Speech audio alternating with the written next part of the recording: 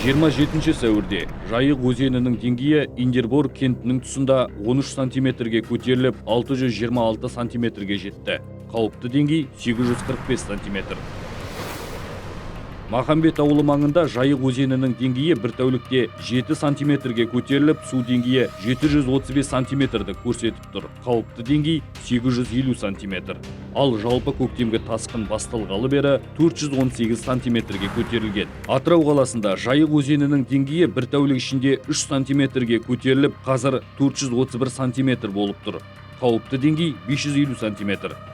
Қиғаш Шортанбай бекетіндегі су деңгейі тәулік ішінде 8 сантиметрге көтеріліп, қазір мұндағы су деңгейі 325 сантиметрге жетті. Қауіпті деңгей 5 метр. Жем өзенінің деңгейі бір күн ішінде 4 сантиметрге төмендеп, 159 сантиметрді көрсетті. Батыс Қазақстан облысындағы Январцево ауылының тұсында Жайық деңгейі 27 сәуір күні 8 сантиметр төмендеді.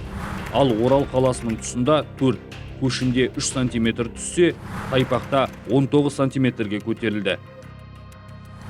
27 сәуір күні Иреклі су қоймасынан секундына 192 текше метр су жіберіліп жатыр.